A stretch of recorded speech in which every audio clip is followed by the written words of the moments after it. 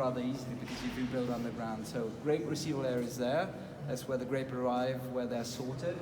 And we transfer them in these little carts, bins, whatever you like to name them, locked through the hole.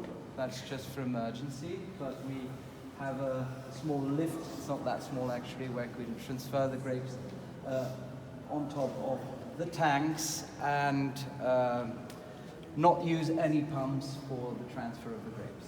We do use a little bit of pumping obviously during the vinification, but apart from that, everything was conceived as to use a minimum of pumps, including then transferring the wines to barrel.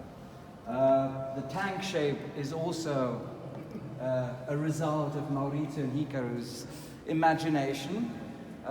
You can see whatever you want to see. Now, I personally see chunks of clay because that's what we found when we dug out the hill as to be able to build this. So they have the same color more or less than the clay we found underneath them, which was really the element that defines the terroir of Masseto.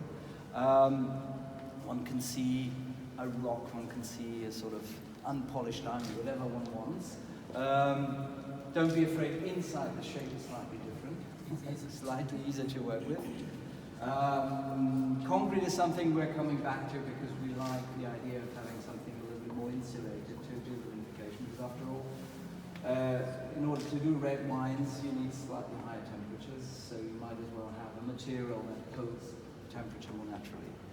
Apart from that, nothing really particular, because what we try to do at this winery is to make it as simple as possible to work, simple as possible so that we can focus on the essential, and that's following the wines. It's not terribly complicated making red wines, you just have to be able to divide according to the differences you observe in the vineyard, follow your wines on a daily basis without having to think much about anything else. And since we have done one harvest, Eleonora, who is the winemaker, the maître de chai that we appointed for the vintage, since vintage 2018, well, unfortunately had to cope with quite a little bit of things you have to cope with when you're opening a winery, so it wasn't as flawless for her because, you know, there is some cooling system that doesn't work, and maybe you discover that not everything is working exactly how it should, but she's survived, she's still smiling, so it suggests that the harvest went reasonably well. We have some little barrel rooms there, so we can do some smaller vinification if you want to isolate very small fractions of vineyard sites. We're not necessarily interested in the technique of barrel fermentation for its own sake, but it's a good way to isolate really micro parcels and do separate vinification if we feel it's necessary.